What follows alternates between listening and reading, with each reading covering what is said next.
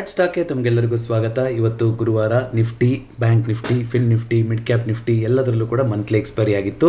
ನಿನ್ನೆ ಒಂದು ಕೆಂಪು ಪ್ರಾಬಲ್ಯ ಜಾಸ್ತಿ ಇರುವಂಥ ಎಕ್ಸ್ಪೈರಿ ಆಗ್ಬೋದಾ ಅಂತ ಮಾತಾಡ್ಕೊಂಡಿದ್ವಿ. ಆ ಮಟ್ಟಿನ ಕೆಂಪು ಕಾಣಿಸಿಲ್ಲ, ಆದರೆ ಸ್ಲೈಟಾಗಿ ನೆಗೆಟಿವಲ್ಲಿ ಕ್ಲೋಸಿಂಗ್ ಆಗಿದೆ. ನಿಫ್ಟಿ ಒಂದು ಸೈಡ್ ಬೇಸಲ್ಲಿ ಕ್ಲೋಸಿಂಗ್ ಆಯಿತು, ಆದರೆ ಅಂದ್ಕೊಂಡಂಥ ರೆಡ್ಡು ಇವತ್ತು ಕೂಡ ಬಂದಿಲ್ಲ ಮಾರ್ಕೆಟ್ನಲ್ಲಿ. ಅದು ನೋಡ್ತೋಗೋಣ ಯಾವ ರೀತಿ ಆಗ್ತಾ ಹೋಗುತ್ತೆ ಅಂತ. ಸುಮಾರು ಕಂಪ್ನಿಗಳಲ್ಲಿ ರಿಸಲ್ಟ್ಸ್ ಇತ್ತು. IT ಸೆಕ್ಟರಲ್ಲಿ ರಿಸಲ್ಟ್ಸ್ಗಳು ಚೆನ್ನಾಗಿ ಬರ್ತಾ ಇದೆ. FMCG ಸೆಕ್ಟರಲ್ಲಿ ಇವತ್ತು ಹಿಂದೂಸ್ತಾನ್ ಯೂನಿವರ್ಲಿ ಪ್ರಾಫಿಟಲ್ಲಿ ಒಂದು 3% ಡಿಕ್ಲೈನ್ ಆಗಿರೋದ್ರಿಂದ 4% ಕರೆಕ್ಷನ್ ಬಂದಿರೋದ್ರ ಮೂಲಕ HUL ಇವತ್ತಿನ ಟಾಪ್ ಲೂಸರ್ ಆಗಿದೆ. ನಿಫ್ಟಿ 50ನಲ್ಲಿ ಟಾಪ್ ಗೇನರು ಹೇಗೇನು ಇಂಡಸ್ಇಂಡ್ ಬ್ಯಾಂಕಿಂದು ಆಡಿಟ್ಟು ಅದು ಇದು ನಡೀತಾನೆ ಇದಲ್ವ, ಅದೇ ಇವಾಗ ನ್ಯೂಸಲ್ಲಿರೋ ಸ್ಟಾಕು ನಿಫ್ಟಿ 50ನಲ್ಲಿ. 3% ಅಪ್ ಮೂವ್ಮೆಂಟ್ ಬಂದಿರೋದ್ರ ಮೂಲಕ ಅದೇ ಇವತ್ತಿನ ನಿಫ್ಟಿ 50ಯ ಟಾಪ್ ಗೇನರ್ ಆಗಿದೆ. ನಿಫ್ಟಿ ನೆಕ್ಸ್ಟ್ 15 ನೋಡೋದಾದ್ರೆ DB ಸ್ಲ್ಯಾಬ್ಸು ಒಂದು ಲಾಂಗ್ ಕನ್ಸಲ್ಟೇಷನ್ ಆಗ್ತಾ ಇದೆ. ಅಕ್ಟೋಬರ್ ಹೋದ ವರ್ಷದಿಂದ ಇಲ್ಲಿ ತನಕ 6200 ರೇಂಜು ಅದರಲ್ಲೇ ನಿಂತಿರುವಂಥ ಸ್ಟಾಕು ನೋಡಿರ್ತೀರಾ, ಚಾರ್ಟ್ಸ್ನ ಅಬ್ಸರ್ವ್ ಮಾಡಿರ್ತೀರಾ. ಅದರಲ್ಲಿ ಇವತ್ತು ಒಂದಿಷ್ಟು ಸಿಟಿ ಗ್ರೂಪು ಮತ್ತೊಂದು ರೇಟಿಂಗ್ನ ಕೂಡ ಅಪ್ಗ್ರೇಡ್ ಮಾಡಿದ್ದಾರೆ ಅಂತ ಕಾಣುತ್ತೆ. 4.91% ಅಮೌಂಟ್ ಬಂದಿರೋದ್ರ ಮೂಲಕ ಅದೇ ಇವತ್ತಿನ ಟಾಪ್ ಗೇನರ್ ಆಗಿದೆ. ಲೋಧಾ ಗ್ರೂಪು ಇತ್ತೀಚೆಗೆ ತುಂಬ ಒಳ್ಳೆ ರ್ಯಾಲಿ ಆಗಿತ್ತು. ಈಗ ಅಲ್ಲಿ ಪ್ರಾಫಿಟ್ ಬುಕ್ಕಿಂಗ್ ಆಗ್ತಾ ಇರ್ಬೋದು. ಹಾಗಾಗಿ ಲೋಧಾ ಗ್ರೂಪಲ್ಲಿ ಒಂದು 3.38% ಕರೆಕ್ಷನ್ ಬಂದಿರೋ ಮೂಲಕ ಟಾಪ್ ಲೂಸರ್ ಆಗಿದೆ ಇವತ್ತು. ಓವರಾಲ್ ಯಾವ ರೀತಿಯಾಗಿತ್ತು ಮಾರ್ಕೆಟ್ ಅಂತ ನೋಡ್ತಾ ಹೋಗೋದಾದ್ರೆ ಇವತ್ತು ಆಸ್ ಎಕ್ಸ್ಪೆಕ್ಟೆಡ್ ನೆಗೆಟಿವ್ ಕ್ಯಾಂಡಲ್, ಯಾಕಂದರೆ ನಿನ್ನೆ ಒಂದು ಶೂಟಿಂಗ್ ಸ್ಟಾರ್ ಒಂದು ಹ್ಯಾಂಗಿಂಗ್ ಮ್ಯಾನ್ ಪ್ಯಾಟರ್ನ್ ಮಾಡಿದೆ, ಈ ಥರ ಅಂತೆಲ್ಲ ಮಾತಾಡಿದ್ವಿ. ಇವತ್ತು ಒಂದು ಸ್ವಲ್ಪ ನೆಗೆಟಿವಲ್ಲೇ ಓಪನಿಂಗ್ ಆಯ್ತಲ್ವಾ, ಓಪನಿಂಗ್ ಇಲ್ಲ ಆಯಿತು, ನೆನೆಗಿಂತ ಕೆಳಗಡೆ ಓಪನಿಂಗ್ ಆಯಿತು. ಅದನ್ನು ಒಂದು ಒಳ್ಳೆ ಅಟೆಂಪ್ಟು, ಅದರಿಂದ ಶಾರ್ಪಾಗಿ ರಿಜೆಕ್ಷನ್, ಈ ಥರ ಬಂದರೆ ನೋಡಿ ಶಾರ್ಪ್ ರಿಜೆಕ್ಷನ್ ಕ್ಯಾಂಡಲು ಓಪನಿಂಗಲ್ಲೇ ತೋರಿಸ್ಬಿಟ್ಟಿದೆ ಇವತ್ತು ಮಾರ್ಕೆಟು. ಓಕೆ, ಇಲ್ಲಿಂದ ಇಲ್ಲಿ ಕರೆಕ್ಟಾಗಿ ಒಂದು ರೆಸಿಸ್ಟೆನ್ಸ್ ಅಂತ ಕೂತಿದೆ ಅಂತ 24,350ರಲ್ಲಿ 24,200 ಇದಕ್ಕಿಂತ ಕೆಳಗಡೆ ಇವತ್ತು ಹೋಗ್ಬೋದು ಮಾರ್ಕೆಟ್ ಅಂತ ಎಕ್ಸ್ಪೆಕ್ಟೇಷನ್ ಇತ್ತು. ಆದರೆ ಇಡೀ ದಿನ ಒಂದು ಸೈಡ್ ವೈಸ್ ಆಗಿ ಉಳ್ಕೊಂತ ಹೊರತು ಯಾವುದೇ ರೀತಿಯಾದಂಥ ಚೇಂಜಸ್ನ ಮಾಡಿಲ್ಲ ಮಾರ್ಕೆಟು. ನಾಳೆಗೆ ಏನಾದರೂ ಆ ಥರ ಮೂಮೆಂಟ್ ಆಗುತ್ತಾ ಗೊತ್ತಿಲ್ಲ. ನೋಡಿ ಏನಾಗುತ್ತೆ ಅಂತಂದರೆ ಈ ಥರ ಒಂದು ದೊಡ್ಡ ರ್ಯಾಲಿ ಬರುತ್ತಲ್ಲ ಮೇಲ್ಗಡೆ, ಮೇಲ್ಗಡೆ ಬಂದಾಗ ಈಗ ಕರೆಕ್ಷನ್ ಆದರೆ ಇಮಿಡಿಯೇಟಾಗಿ ಈಗ ಕರೆಕ್ಷನ್ ಆಗಬೇಕು. 24,000 ಈ ಥರ ಝೋನ್ನ ಬಂದು ಟೆಸ್ಟ್ ಮಾಡಬೇಕು ಒಂದ್ಸಲ. ಈ ಥರ ಆಗಲಿಲ್ಲ ಅಂತಂದರೆ ಇಲ್ಲೇ ಒಂದು ಬಸ್ ಸ್ಟ್ಯಾಂಡ್ ಮಾಡ್ಕೊಂಡು ಕೂತ್ಕೊಂಡ್ಬಿಡ್ತು ಅಂತಂದರೆ ಇದು ಇನ್ನೂ ಮೂಮೆಂಟ್ ಕಂಟಿನ್ಯೂಷನ್ ಆಗುತ್ತಿರುತ್ತೆ ಡಿಸ್ಪೈಟ್ ಇದು ಮುಂದೆ ಬಂದಾಗ. ಆದರೆ ಇಷ್ಟೊಂದು ದೊಡ್ಡ ರ್ಯಾಲಿ ಆದಾಗ ಒಂದು ಲಾಂಗ್ ಕನ್ಸಲ್ಟೇಷನ್ ಕೂಡ ಆಗುತ್ತೆ. ಕನ್ಸಲ್ಟೇಷನ್ನೇ ಆಗೋದಾದರೆ ಕರೆಕ್ಷನ್ ಆಗೋದೇ ಇಲ್ಲ, ಒಂದೇ ಸೈಡ್ ವೇಸಲ್ಲಿ ಉಳ್ಕೊಳ್ತೇವೆ ಅಂತಂದ್ರೂ ಕೂಡ ಒಂದು ತುಂಬ ದಿನಗಳ ಸೈಡ್ ವೇಸಲ್ಲಿ ಉಳ್ಕೊಳ್ಳೋಂಥ ಪ್ರಕ್ರಿಯೆ ಆಗುತ್ತೆ. ಯಾಕಂದರೆ ಬಂದಿರುವಂಥ ರ್ಯಾಲಿ ಅಷ್ಟೊಂದು ದೊಡ್ಡದಿರುತ್ತಲ್ವ, ಅಲ್ಲಿ ಇನ್ನೂ ಚೆನ್ನಾಗಿ ಕನ್ಸಲ್ಟೇಷನ್ ಆಗಿ ಹಗ್ಗ ಜಗ್ಗಾಟ ಆಗಿ ಬಯರ್ಸು ಸೆಲ್ಲರ್ಸ್ ಮಧ್ಯೆ ಆಮೇಲೆ ಬ್ರೇಕ್ಔಟು ಬ್ರೇಕ್ ಡೌನು ಆಗುವಂಥದ್ದು. ಹಾಗಾಗಿ ಕನ್ಸಲ್ಟೇಷನ್ ಆದರೆ ಲಾಂಗ್ ಕನ್ಸಲ್ಟೇಷನ್ ಆಗುತ್ತೆ ಈ ಝೋನಲ್ಲಿ. ಇಲ್ಲ ಕರೆಕ್ಷನ್ ಬರೋದಾದರೆ ಇವಾಗ 24,000, 23,750, 800 ಇಲ್ಲಿ ತನಕ ಅಂತೂ ಬರುವಂಥ ಚಾನ್ಸಸ್ಸು ಫಸ್ಟ್ ಸ್ಟೇಜಲ್ಲಿ ಕಾಣಿಸ್ತಾ ಇದೆ. ನೋಡೋಣ, ಮುಂದಿನ ವಾರ ಮೇ 1ನೇ ತಾರೀಕು ರಜೆ ಇದೆ. ಹಾಗಾಗಿ ಮುಂದಿನ ವಾರ ಬುಧವಾರನೇ ಎಕ್ಸ್ಪೈರಿ ಆಗಿರುತ್ತೆ. ಅದು ಯಾವತ್ತು 30ನೇ ತಾರೀಕೆ ಬರ್ತಾ ಹೋಗುತ್ತಲ್ವ. ಬುಧವಾರ 30ನೇ ತಾರೀಕೆ ಮುಂದಿನ ವಾರ ನಿಫ್ಟಿನಲ್ಲಿ ಎಕ್ಸ್ಪೈರಿ.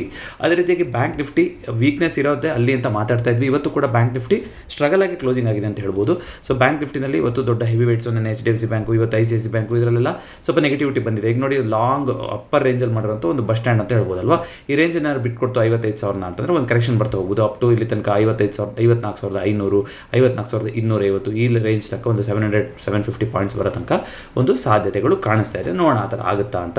ಅದೇ ರೀತಿಗೆ ಮಿಡ್ ಕ್ಯಾಪ್ ನಿಫ್ಟಿನಲ್ಲಿ ಇವತ್ತು ಒಂದು ಆ್ಯಕ್ಚುಲಿ ಯಾವುದೋ ಸೆಲ್ ಮಾಡೋದಕ್ಕೆ ಅವಕಾಶ ಜಾಸ್ತಿ ಇದೆ ಅಂತ ನಾವು ಮಾತಾಡಿದ್ವಿ ಇವತ್ತು ಇಂಟ್ರಾಡೇನಲ್ಲೂ ಕೂಡ. ಆದರೆ ಆ ಥರ ಅಷ್ಟು ದೊಡ್ಡ ಮೂಮೆಂಟ್ ಬರಲೇ ಇಲ್ಲ. ಯಾಕೆಂದರೆ ನೋಡಿ ಪರ್ಫೆಕ್ಟ್ ರೆಸಿಸ್ಟೆನ್ಸ್ ಝೋನ್ ಹತ್ರ ಇದೆ. ನೆನ್ನೆ ವೀಡಿಯೋದಲ್ಲೂ ಕೂಡ ಮಾತಾಡಿದ್ವಿ. ಇವತ್ತೇನಾದರೂ ಒಂದು ಗ್ಯಾಪ್ ಓಪನಿಂಗ್ ಮತ್ತೊಂದು ಆಯಿತು ಅಂದ್ರೂ ಬೈ ಮಾಡೋ ಅವಕಾಶ ಇರುತ್ತೆ ಮಿಡ್ ಕ್ಯಾಪ್ ನಿಫ್ಟಿನಲ್ಲಿ ಅಂತ ಹೇಳಿದೆ. ಆದರೆ ಒಂದು 50 ಪಾಯಿಂಟ್ಸ್ ಏನೋ ಕೊಡ್ತು ಅಷ್ಟೇ, ಅಂದರೆ ತುಂಬ ದೊಡ್ಡ ಮೂಮೆಂಟ್ ಅಂತ ಏನು ಬರಲಿಲ್ಲ. ಲಾಸ್ಟ್ ಅಷ್ಟಿಗೆ ಒಂದು 70 ಪಾಯಿಂಟ್ಸ್ ಬಂದಿದೆ. ಅಂದರೆ ಈ 12,300 ಝೋನ್ಗೆ ಹೋಗಿ ವಾಪಸ್ ಇಲ್ಲೊಂದ್ಸಲ ಸೆಲ್ಲಿಂಗ್ ಬಂತು, ಇಲ್ಲೊಂದ್ಸಲ ಸೆಲ್ಲಿಂಗ್ ಬಂತು. ಆದರೂ ಅಂಥ ದೊಡ್ಡ ಮಟ್ಟಿನ ಸೆಲ್ಲಿಂಗ್ ಅಂತ ಬಂದಿಲ್ಲ. ನಾಳೆ ನಾಡಿದ್ದು ಇಂಟ್ರೆಸ್ಟಿಂಗ್ ಆಗ್ತಾ ಹೋಗುತ್ತೆ. ಒಂದು ಕರೆಕ್ಷನ್ ಬರುವಂಥ ಸಾಧ್ಯತೆ ಕಾಣಿಸ್ತಾ ಇದೆ ಮಿಡ್ ಕ್ಯಾಪ್ ನಿಫ್ಟಿನಲ್ಲಿ.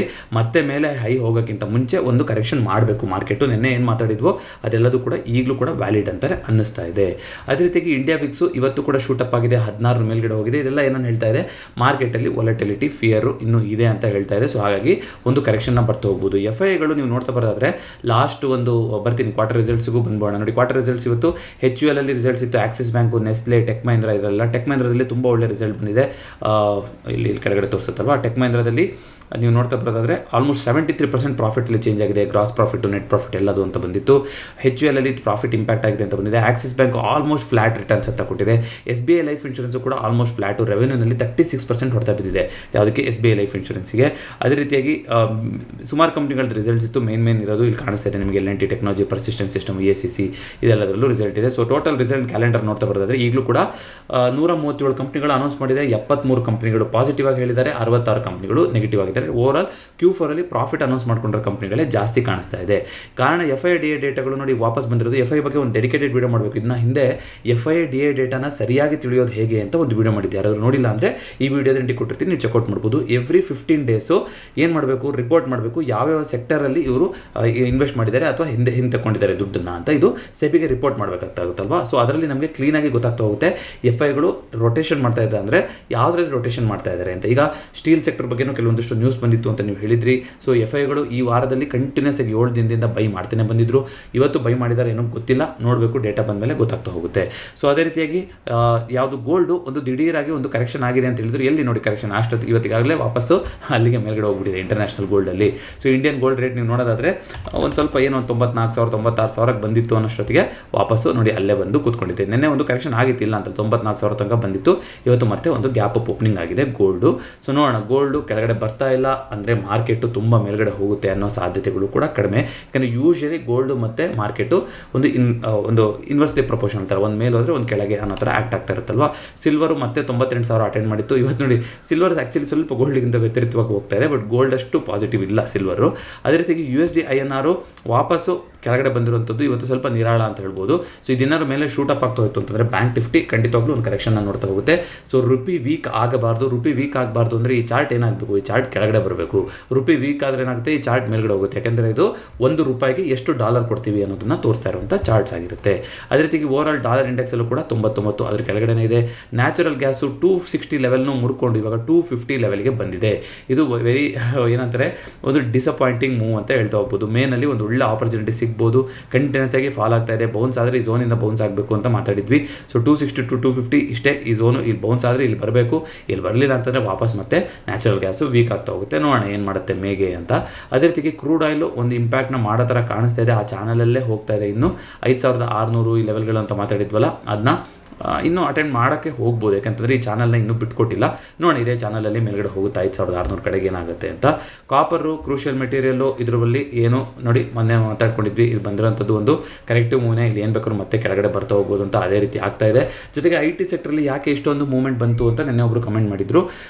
ಸರ್ ಏನೂ ಇಲ್ಲ, ನಿಫ್ಟಿ ಈಗ 90 ದಿನದ ಪಾಸ್ ಅಂತ ಹಾಕಿದಾರಲ್ಲ, ಅದ್ರ ಜೊತೆಗೆ ಇವಾಗ ಏನೋ ಚೈನಾದ ಮೇಲೆ ಹಾಕಿರುವಂಥ ಟ್ರೇಡಲ್ಲಿ ಒಂದಿಷ್ಟು ಇನ್ನೂ ಜಾಸ್ತಿ ಮಾಡೋದಿಲ್ಲ, ಅಟ್ಲೀಸ್ಟ್ ಇನ್ನೂ ಕಮ್ಮಿ ಮಾತಾಡಿಕೊಂಡು ಸ್ವಲ್ಪ ಕಮ್ಮಿ ಮಾಡ್ತಾರೆ ಅಂತ ಒಂದು ಆಶಾವಾದ ಎಲ್ಲ ಕಡೆ ಬರ್ತಾ ಇರೋದ್ರಿಂದ IT ಸೆಕ್ಟರ್ ಕೂಡ ಖುಷಿ ಪಟ್ಟಿದೆ. ಅದೇ ರೀತಿ ಆಗುತ್ತೋ ಇಲ್ವೋ ಅನ್ನೋದು ಗೊತ್ತಿಲ್ಲ. ಸೊ ಇಂಡಿಯಾದಲ್ಲಿ ಇಲ್ಲಿ ಟ್ಯಾಕ್ಸ್ ಡಿಪಾರ್ಟ್ಮೆಂಟು ಒಂದಿಷ್ಟು ಕಂಪ್ನಿಗಳಿಗೆ ಟ್ಯಾಕ್ಸ್ ನೋಟಿಸ್ಗಳನ್ನು ಕಳಿಸ್ತಾರೆ, ದೊಡ್ಡ ದೊಡ್ಡ ಗೂಗಲ್, ಅಮೆಜಾನ್ ಥರದ ಕಂಪ್ನಿಗಳಿಗೆ ಅಂತ ಸುದ್ದಿ ಬಂದಿತ್ತು. ಅದನ್ನ ಹೊರತುಪಡಿಸಿ ಅಂತ ನಾವು ನೋಡ್ತಾ ಬರೋದಾದರೆ ಸುಮಾರು ಕಂಪ್ನಿಗಳದ್ದು ರಿಸಲ್ಟ್ಸ್ ಬರ್ತಾ ಇದೆ ಅಲ್ವಾ. ಸೊ ರಿಸಲ್ಟ್ಸು ನೀವು ನೋಡಿರ್ತೀರಾ.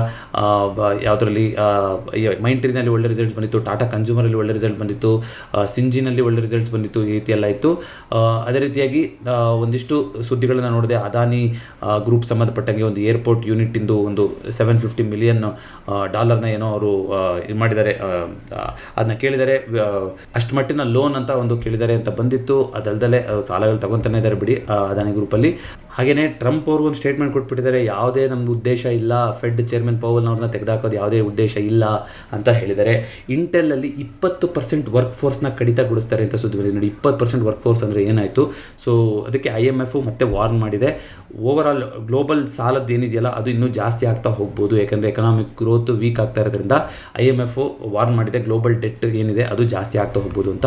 ಟೆಸ್ಲಾ ಒಂದಿಷ್ಟು ಇನ್ಸೈಡರ್ ಟ್ರೇಡಿಂಗ್ ಆಗಿತ್ತು, ಎಲ್ಲ ಸೆಲ್ಲಿಂಗ್ ಮಾಡಿದ್ದಾರೆ ಅಂತೆಲ್ಲ ಸುದ್ದಿ ಬಂದಿತ್ತು. ಇದೆಲ್ಲದ್ರ ಮಧ್ಯೆ ಇಲಾನ್ ಮಸ್ಕ್ ಅವರು ಈಗ ಪ್ರೊಟೆಸ್ಟ್ ಬೇರೆ ಆಗ್ತಾಯಿತ್ತು, ನೀವು ಟೆಸ್ಲಾನ ಫುಲ್ ಟೇಕ್ ಓವರ್ ಮಾಡಬೇಕು, ತುಂಬ ಅರ್ನಿಂಗ್ ಎಲ್ಲ ಇಂಪ್ಯಾಕ್ಟ್ ಆಗ್ತಾ ಇದೆ ಅಂತ ಇನ್ವೆಸ್ಟರ್ಸು ಮತ್ತು ಅವರೆಲ್ಲ. ಈಗ ಅದಕ್ಕೆ ಏನು ಮಾಡಿದ್ದಾರೆ, ಡೋಜ್ ಅವ್ರದ್ದೇನಿತ್ತಲ್ಲ ಡಿಪಾರ್ಟ್ಮೆಂಟ್ ಆಫ್ ಗೌರ್ಮೆಂಟ್ ಎಫಿಷಿಯನ್ಸಿ, ಅಲ್ಲಿ ಏನು ಕೆಲಸ ಮಾಡಬೇಕಿತ್ತು ಆಲ್ಮೋಸ್ಟ್ ಮಾಡಿದ್ದಾಗಿದೆ, ಇವಾಗ ನಾನು ಅದರಿಂದ ಆಚೆ ಬರ್ತಾ ಇದ್ದೀನಿ ಅಂತ ಇಲಾನ್ ಮಸ್ಕ್ ಅವರು ಹೇಳಿದ್ದಾರೆ.